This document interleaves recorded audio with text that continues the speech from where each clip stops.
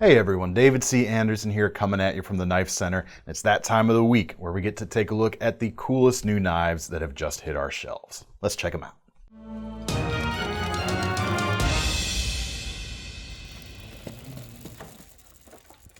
All right, first thing we want to do today is actually announce a giveaway that's going on over at our Instagram page with this guy right here. We just launched, or just brought on Toor knives here at the Knife Center. We're really excited about that. It's Toor, and they sent us one of their Jank shanks to give away to you guys. And it's a pretty cool little knife. Made in the USA, comes in about 155 bucks normally, and it's made of S35 VN. Kind of some interesting takes on construction here for an everyday carry fixed blade. It's a little bit thicker, actually fairly thick indeed, in the actual cross section of the steel here. And as such, especially without a full flat grind, this is not exactly intended to be like a slicing knife per se. This guy is all about kind of some heavier utility and primarily self-defense as well. I mean, it's just got this wicked looking spike going on. It is razor sharp, I gotta say. But that extra thickness, what that does for you, actually makes it pretty darn comfortable in the hand in any kind of forward or reverse grip. And there's a decent amount of length there to hold on to as well. It's not a cramped handle. Really nicely done, I'd say. Very nice. The sheath is a Flex Tech Kydex. It's got a pretty cool kind of snakeskin pattern on the outside. Retention's nice and good, as you can see. Whole pattern is going to fit large tech locks if you want to belt carry it, Mumric titanium pocket clips if you want to pocket carry it. All kinds of different things are going to fit this quite nicely, including some of Toor's own mounts. So definitely check these out. There's going to be more we're showing you next week on our new knives video. But to get in on this giveaway right now, hit that link to our Instagram profile below. So this is kind of like a C week. We've got a lot of CIVIVI and cold steel. It's actually kind of a cold steel week. We've got so much.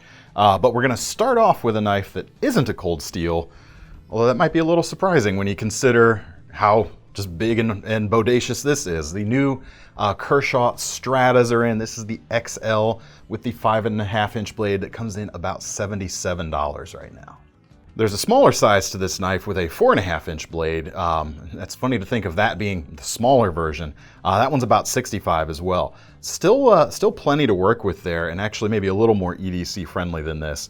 Not to say this is actually not that EDC friendly, because even though it is, let's be honest, a ton of blade, it folds up not too bad. It's pretty darn slim in carry, and as long as your pockets are deep enough, it's not bad actually. Deep carry pocket clip in this case. It is a right side only clip if that's a concern for you. So lefties are left out a little bit. But we've got a frame lock, some copper accents around the pivot on both sides, G10 on the front, KVT ball bearings in the pivot, and D2 steel. Really a lot of knife here for just 75 bucks. I mean, D2 is going to give you a really good amount of edge retention. You've got a lot of edge on top of that to use. Good slicing geometry. The stock is nice and thin. The grind is almost a full flat. Man, it's ready to pull some long slices for sure. All right, next up, we'll transition to the real cold steels in this case. Kind of a similar profile with this Range Boss. Range Boss from Cold Steel, which comes in about 45 bucks right now. Actually about just over 44, so really good price. It's kind of funny though, despite the similarities here, the lineages from both of these is very distinct. The Range Boss obviously feels like a takeoff of the classic folding Hunter from Buck Knives, whereas the Strata XL has more of that classic Spanish Navaja vibe, which of course we see in Cold Steel's Espada series. So it's interesting that you have these two different kind of parallel evolutions of knife designs that can come up with something so similar. That's pretty cool. But as for the rest of the specs on this Range Boss, really good affordable knife here. Like I said, just over 44 bucks. You've got a 4-inch blade, a 4034 stainless, so nothing to write home about in terms of high edge retention, but it is going to be a nice serviceable steel, very easy to maintain, and it's got really nice cutting geometry here as well with that full flat grind, and a nice finish too with that stone wash. It's really going to help scratches kind of blend in over time. Now, if you're familiar with Cold Steel's lineup, you'll kind of recognize this shape from their Broken Skull folders. It's kind of interesting they gave it a new name when they switched to the less expensive materials here. But Anyway, you slice it, it's still kind of the same great design. You've got the same handle profile, but with injection molded GFN in this case, as opposed to G10 on those models. And you've got 3 colors right now, this kind of coyote brown, a green, and a black at this point. But you still have Cold Steel's Triad lock in there, which stronger than just about any lockback has any right to be, thanks to what they do to it. And interestingly enough, this one's slightly easier to unlock than some of the Triad locks out there. I don't know if that's this specific one has worn in quite nicely, or whether that's across the board, but it works very smoothly. You've got the one hand opening there. Technically a reversible thumb stud, although you could use the small side of the thumb stud here on the lefty side to still open it quite easily. And pocket clip, it's not reversible, but you do have screws on the opposite side with an extra pocket clip in the box. So lefties and righties are both going to have a very good option with this knife. All right, next up is some new additions to Cold Steel's Voyager line, the drop point Voyagers. We've got a 4-inch and a 4.5-inch. This is the 4, coming in about $85 right now. And I really like this blade shape. It's got some very nice lines going on. And we were talking earlier here in the office, a drop point is very simple to do, but very hard to do in such a way that it is this elegant and kind of just stands out from every other drop point out there. This is just a really nice shape. A little bit of elliptical nature to the spine itself. You can see we have a little bit of rise here at the back. Full flat grind, AUS 10 in this case. Sorry, almost full flat grind, but with AUS 10 and that nice stone washed finish again. Really nicely rendered drop point. The thumb studs, technically you have the screw head there, but they are even, so nice and ambidextrous. Same with the lock. Same story with the pocket clip as on that previous knife. And again, that Triad lock there on the spine. Now the Voyager series has always been just a real nice, hardworking, working man's priced type of knives. And even on this smaller 4-inch version, as opposed to the 4.5-inch version, there's plenty there to hold on to. There's a lot of grip from the GFN handles. Weight is not too bad though, considering all you're getting, just about 4.5 ounces. Really nice. But you got plenty of grip there. You got as much grip as you need. You can even choke up if you need to kind of do a little finer detail work with the blade, but it just does everything so well now with an even more versatile blade shape in the portfolio. All right, next up we're going to find one of these smaller versions of Cold Steel's popular larger knives with the new micro Recons. They're finally in, coming in for the clip point version here, about $68. And a really nice sub 3-inch knife. In fact, this would have very easily made it into the small but mighty folders video we did last week. This would fit right in there because you've got, that sub 3-inch blade or just under 3 inches, but enough handle there where it doesn't feel skimpy. It's obviously not a huge roomy handle, but I can still get all 4 of my fingers on there. My hands are slightly larger than average for whatever that description is worth, but it works quite well for me. I got a lot of control and it can put a lot of power into that blade as well. The steel here is also AUS 10, high flat grind, stone washed finish, very nice. Triad lock, again, and G10 on the handles in this case rather than injection molded. So it's got a little bit of a nicer feel to it. And then same deal with the pocket clip. You've got 2 positions, but 2 pocket clips, 1 for each position. Now, in addition to this blade shape, you've also got a Tanto and a spear point profile.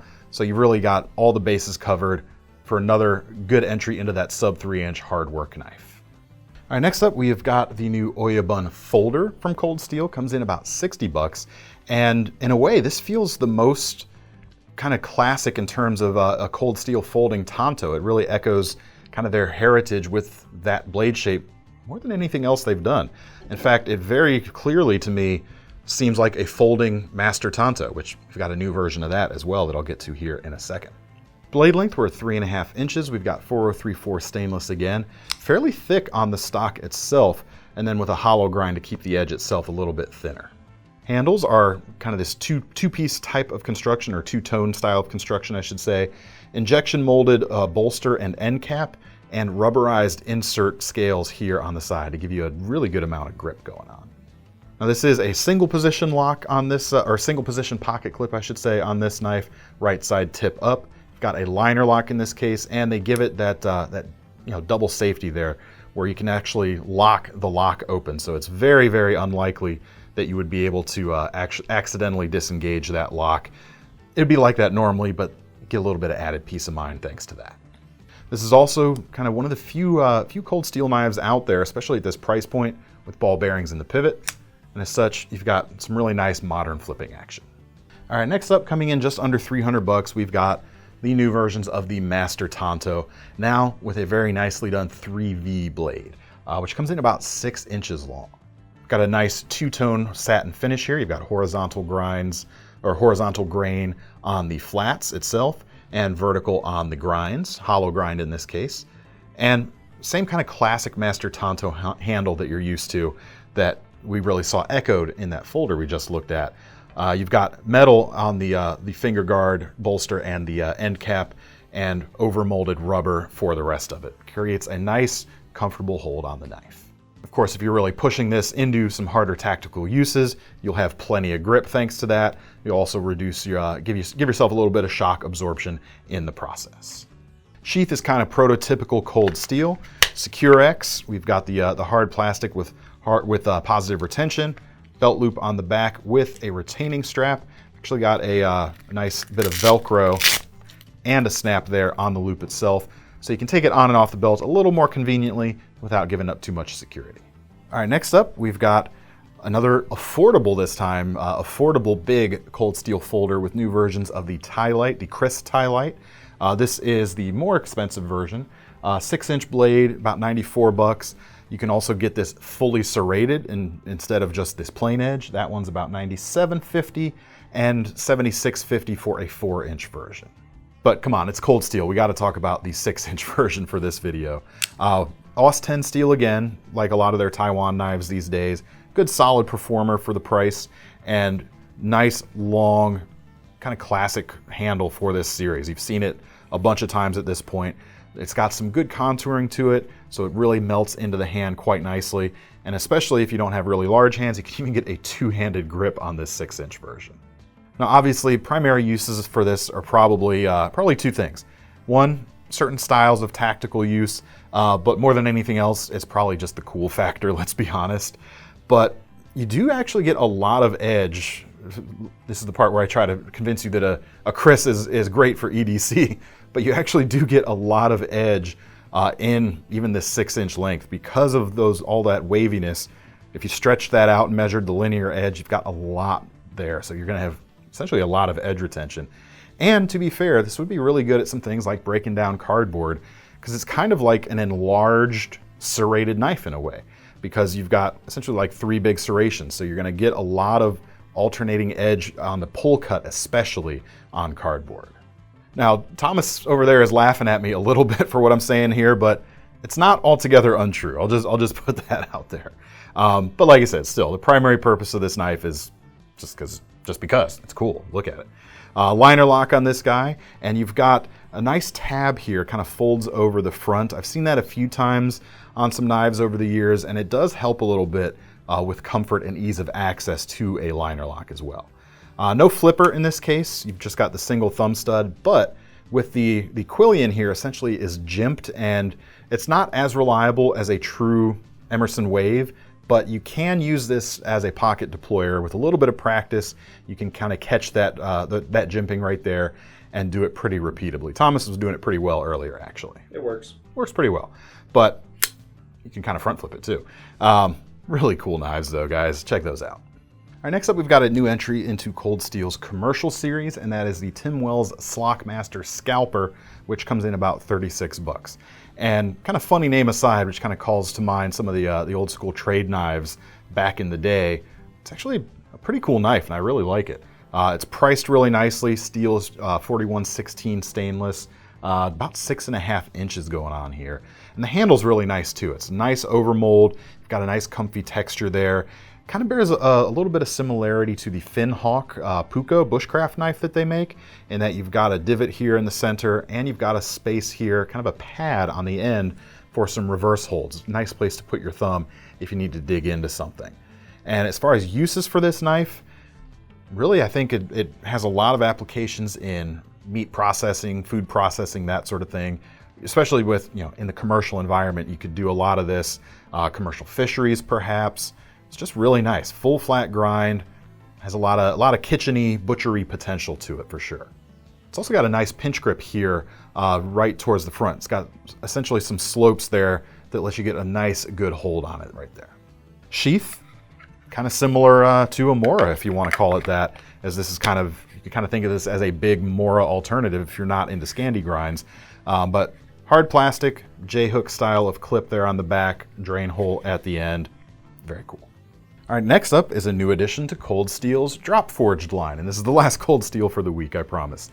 Comes in about $119. This is the drop forged Bowie in the 9.5-inch range, and this knife kind of surprised me a little bit. It's a lot lighter and livelier in the hand than I expected it to be with a drop forged style of construction. I expected maybe a little bit more weight, but it's actually balanced really nicely. That the balance point sits right in front of the guards here. And with the angle of the handle here, lively is the word that keeps coming to mind. Like, this knife feels like it wants to move. It's ready to go. Really cool. Blade stock is, let's say about 5/32 of an inch with that full flat grind. Actually, more blade type similarities going on today. I really dig it. Of course, it's going to be very tough because you have that drop forged construction. It means it's all integral, one piece, and you've got 52-100 steel, which is very, very, very tough indeed. And unlike some of the other, most of the other drop forged series, they actually went ahead and installed some scales into kind of the central divoted out part of the handle, which is kind of a faux stag in this case. Gives you a little bit of grip, looks pretty cool, and it feels, like I said, it feels alive. Is the word. Lively, alive. Ah, man, it's ready to go. Sheath, very similar story to that Master Tanto. Secure X, drop belt loop. You can use a tech lock with it if you like. All right, next up, we've got some new LT Wrights at long last. Some skinny Next Gens, which we've got a range of handle options. They're starting about $145 right now. This particular one is about $165, and it comes with green micarta handles with some nice snakeskin micarta liners that I think look really nice. Now, what makes this a skinny Next Gen is not the handles. The handles themselves are still nice and girthy. They've got that classic LT Wright feel in that they're gonna fill the hand. It's got a nice neutral shape, no hot spots, very smooth, and it's gonna stand up to long hours of carving, doing whatever you need very nicely. So it makes a good option for a working knife for sure. But the skinny comes in on the blade stock itself. Standard model's 1/8 of an inch thick. The skinnies are 3/32, and we paired that up this time with AEBL stainless steel and a Scandi grind. Really cool combination here. The Scandi, of course, it's going to be great for your wood carving and bushcrafty stuff. You've got that nice drop or a nice spear point style of blade here, but it's not so thick that you won't be able to slice with it. I like to, for a Scandi grind for me, I don't like it when it gets to be over 1/8 of an inch thick for that very reason, but 3/32 here is even better. Still got that nice LT Wright crisp spine, so you can strike a fire steel. Got those nice thumb scallops there on the side, gives you an extra bit of pinch point. Just an overall very versatile little design. Sheath, standard JRE style here.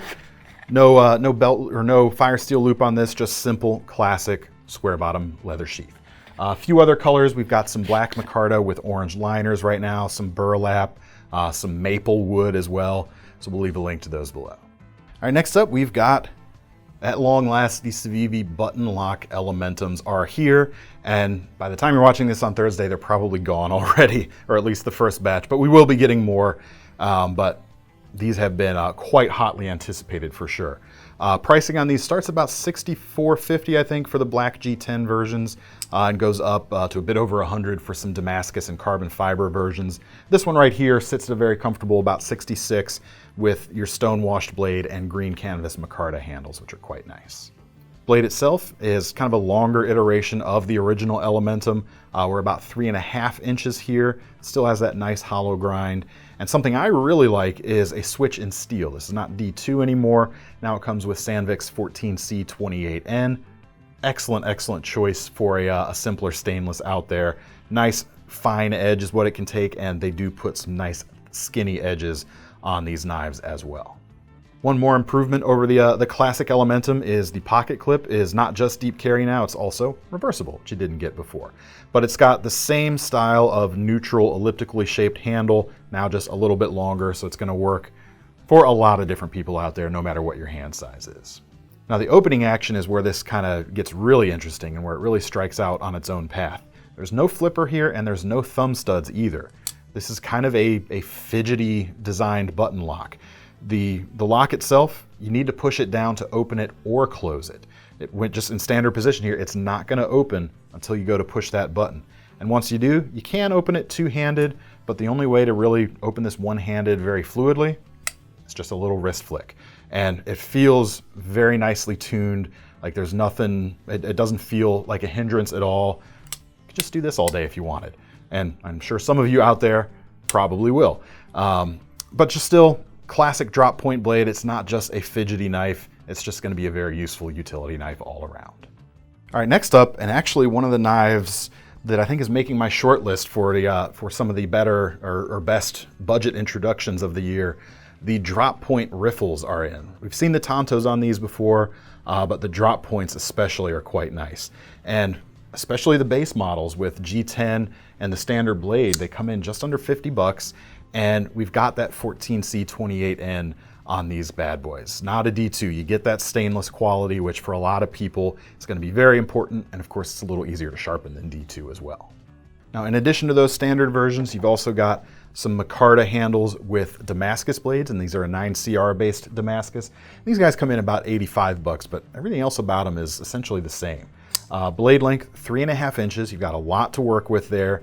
Nice versatile shape, still maintains a nice acute tip, so it's gonna be very easy to do some finer cuts and finer piercing with that tip. There's plenty of length for me on the handle, and the end of it is designed as such, if you do have really big hands and you hang off the back, it's not gonna be too much of a problem to do so. It's still gonna work and feel pretty darn comfortable. Got a deep carry pocket clip here, which is reversible. Nice G10 backspacer there, but otherwise nice and open, so it's gonna be easy to clean. And then of course, being a CIVIVI, you'd expect ball bearings in the pivot, and you're gonna get it here.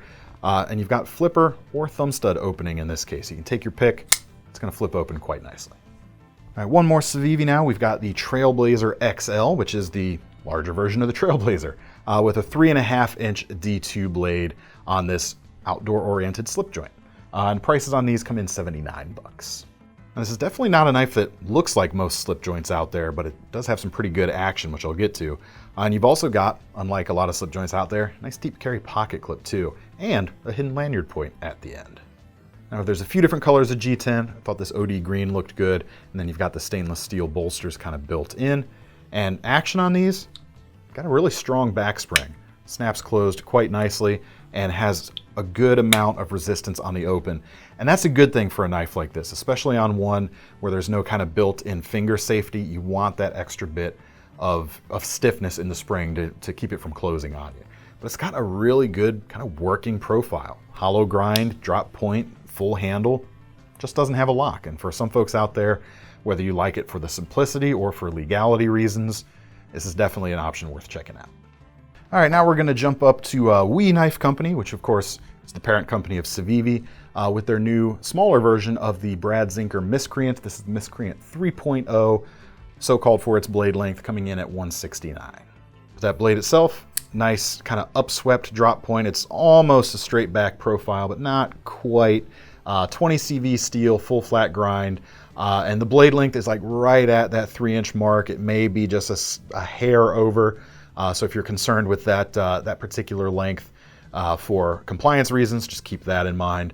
But other than that, it's kind of a blockier take on a classic Brad Zinker design here. You've got nice neutral handles, plenty of holes in the titanium there for both lightening and for a little bit of added surface area and grip, and a nice deep carry pocket clip. Right side tip up only. You're kind of precluded from having a clip on this side because they wanted to give you an extra milled out hole there instead. And in addition to this gray titanium, there is a black titanium version as well, but they both fold up really cleanly. None of the blade sticks out of the top end. You've just got that flipper tab. So it's going to be a very nice kind of customer in your pocket, so to speak. And with ball bearings in the pivot, it's still going to flip open very nicely too. All right, next up we've got a couple of Kizers. First, a more affordable Vanguard version. This is the Michael Galovic Slicer, which comes in at 75 bucks. Really nice profile to it, actually. I like the lines very much. Drop point blades about 3.8 inches long, N690 steel, and a very nice crown spine on it. Very well done, in fact. One of the best I've seen lately. And it's going to be very comfortable. You still have a little bit of thumb ramp there to choke up behind it, which is not crowned, but you've got some pretty comfortable jimping there instead. Of course, with the angle like this, it's going to make it nice on some of the longer cuts. If you're like kind of pushing down, arm extended through something, you might have a little bit easier time controlling the angle of this blade, getting it just right for some of those slices.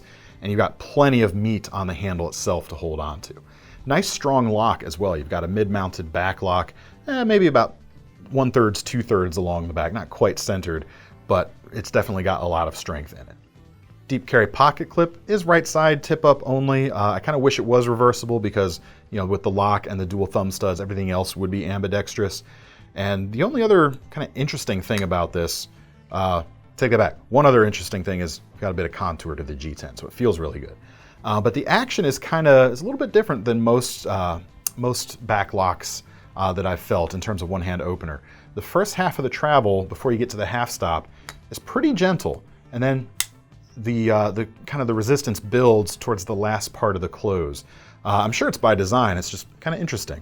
Certainly opens very smoothly, and once you've felt it a couple times, it's definitely not going to throw you off. But yeah, altogether, it's a very strong feeling knife. It's priced very nicely. You've got a really nice edge geometry. Of course, with a name like Slicer, you better have something like this full flat grind here. There's just a lot to love going on. All right, one more affordable Kizer, another part of their Vanguard line. This is the Kmaxrom Pelican Mini, which comes in at $72 right now. Again, we're getting N690 steel, about 3.35 inches, and you've got this harpoon clip point shape. Maybe not quite a harpoon profile, but you do get this aggressive scoop out of the spine there. Great place to choke up with on your thumb for some pushing that way, or for some tip detail work with your index finger. It gives you a little bit of a extra control surface for managing that tip. Tip itself is very nice and pointy. Got a nice fine grind there. Of course, you got that black stonewashed finish paired. They're calling this green micarta. I would have thought it was closer to an off black, but they're calling it green, so we'll go with that. It's also got a nice matte finish to it. This is not a highly finished satin or even a polished finish, which is going to be a good choice for a little bit of extra grip for a harder working knife. You get that, just a hint of rag to it that gives you a nice grip. Shape here is nice and neutral as well, so a lot of different hand sizes will work with it. Folded over pocket clip is right side tip up only. You've got ball bearings in the pivot and a liner lock. No flipper, but a really nicely executed and nicely placed thumb stud for some good action. All right, last but not least, and Thomas is going to have to switch to his wide angle lens or something over there. New Topps Bestia, coming in about $210 right now. 13-inch blade, about a 1/4 inch thick, 1095. I mean, it's good old Topps. Nice classic monster from them. Really going to be an aggressive chopper on, I don't know, heavier brush, that sort of thing. I've never really played too much with a blade quite like this, so I'd actually be pretty interested in testing one out myself to kind of see how well it does. But just holding it here in the hand, man, it feels ready to shear through some stuff. This is one of those knives, I say this every once in a while, that it feels like it just wants to chop for sure. Handle on this is, I haven't held it up right next to it, but it's very similar, if not the same as the El Chete model. You've got that nice broad finger choil in front of your standard index finger guard right there. 2 tones of micarta, you got natural and green. Got a bow drill divot on both sides of the knife. Just make sure, if you're using that as such, make sure you put the sheath on, and you got your protruding tang there at the back. Really cool. I really like the finish on this too. It's kind of a, I don't know, call it sandstone perhaps, but you got these darker flecks inside the tan itself. Gives it a nice, interesting look for sure. As far as the sheath, it is Kydex, like you'd expect from them. Spine draw with a nice snap loop here on the back and a dangler. Your little survival whistle as well, which is always a nice add-on. But yeah, it's really neat. It's really impressive. Yeah, like I said, I haven't used something quite like this. It maybe is a little kukri-ish, or might be a little kukri-ish in its actual use thanks to the drop here. We'd have to see.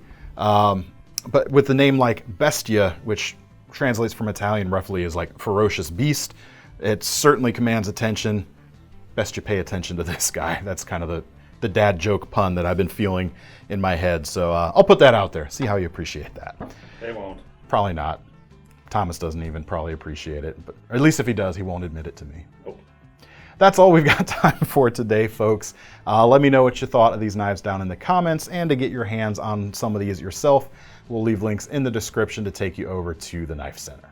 Make sure you sign up for our Knife Rewards program. There's a link there at the top of the website, but essentially you'll earn some free money to spend on your next knife when you put your hard-earned money down on a knife today.